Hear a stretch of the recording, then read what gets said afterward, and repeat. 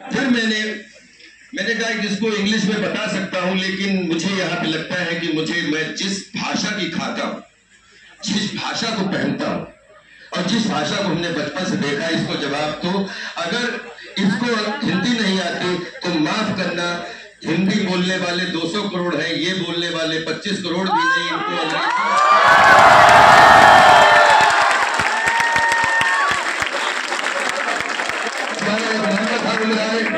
उससे मेरा झगड़ा हो गया क्योंकि हम अपनी ननिहाल में रहते हैं। उसने मुझे ऐसे बोल दिया, मैंने उसको उठा के पटक दिया। वो रोते रोते हमारी माँ के पास पहुंचा क्योंकि हम ननिहाल में रहते हैं। तो और हमारी माँ ऐसी है कि जिनको गांव में किसी का भी अगर कोई बच्चा रोता मिल जाए तो उनको लगता है हमारे ही बच्चों की गलती है। अम्मा ने बुलाया और बोले तुमने क्यों मारा? हमने मारा नहीं, इन्होंने हमें ये बोला, इन्होंने हमें गंठा बोला।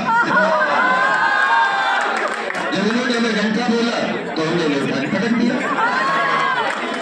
तो जैसे माँ ने सुना, क्योंकि उस समय हम 7-8 साल के रहे होंगे, तो एकदम मुझे गले लगा लिया और बोले अम्मा कि कैसी बात कर रहे हो, हमारा बेटा 100 फीट का है। तो 5 फीट 2 इंच के राजपाल या 100 फीट जो गिफ्ट मिली हुई अम्मा की हाइट उसी की को खा रहा हूं।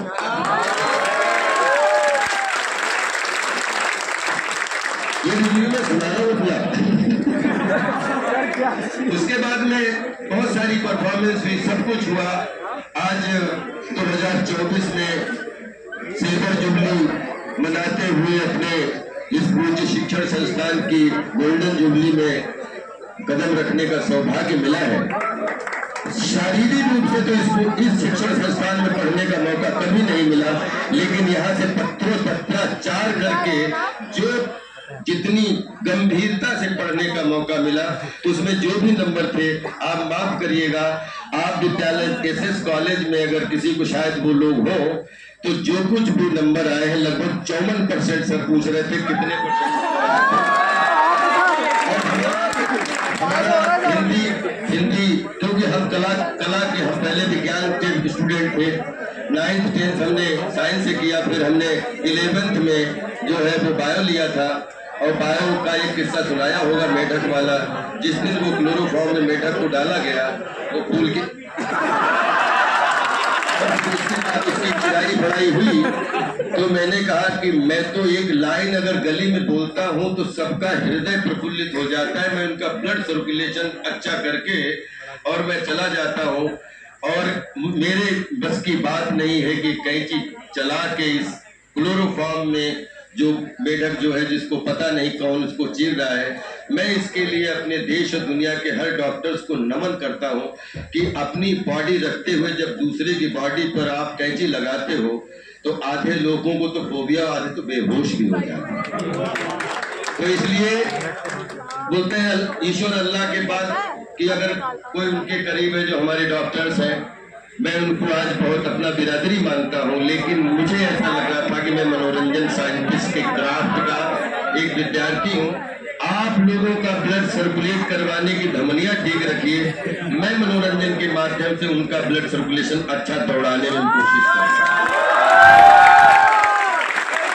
तो मैंने फिर हिंदी लिटरेचर, हिंदी जनरल और सोशियोलॉजी और पॉलिटिक्स से हमने BA किया। शायद हमारे पहली बार में BA 3 सालों का हो गया था। तो फिर लास्ट में BA 3rd ईयर में सर 2 सब्जेक्ट लिए जाते हैं, पॉलिटिक्स तो पक्का थी और उसमें जो है मुझे लगता है कि 3rd ईयर की जो डिग्री है वो है अपनी सोशियोलॉजी और उसकी, लेकिन अगर हिंदी की भी हो तो माफ करना। लेकिन ये मुझे सब्जेक्ट पूरे अच्छे से याद है। और अगर गद्य में अगर आप 54% उस समय, जो आज के नंबर लगभग 91% माने जाते थे, कि अगर आज से 20-25 साल 30 साल पहले अगर आपके 54 मार्क्स आते थे और हिंदी और साहित्य में, तो आई थिंक गणित में 100 में 90 मिलते हैं। एक सवाल गलत है 10 अंक का तो कटता है, लेकिन 54% गद्य पद्य में नंबर पाना और सोशियोलॉजी पॉलिटिक्स में अच्छे मार्क्स की निशानी थी। फर्स्ट डिवीजन नहीं थे, लेकिन अपने आप को किसी भी डिवीजन से कम नहीं समझा। अपनी बात बैठे सुनाते सुनाते एक चीज आपसे जरूर रिक्वेस्ट करूंगा कि यहाँ पर बड़े बड़े पदाधिकारी, बड़े सब लोग बैठे हैं, महान हमारे भारत के कर्णधार बच्चे जो यहाँ पे खड़े हैं। कल इनमें पता नहीं कौन डॉक्टर बनेगा, कौन पॉलिटिशियन बनेगा, कौन अभिनेता बनेगा। और अगर हमारे हमारे हमारे इसमें बैठने की बात आए तो विश्वास करिए, हम हमेशा प्लेइंग 11 में बिलीव करते हैं। मेरी कोई भी किसी का जीवन बना नहीं सकता। अगर रोहिलखंड मंडल में कोई बोले कि मैं तुम्हारी लाइफ बना दूंगा या मैं तुम्हारी लाइफ बना दूंगी, तो उसको बड़े अच्छे से बोलना, पहले प्लीज आप अपनी लाइफ बनाइए।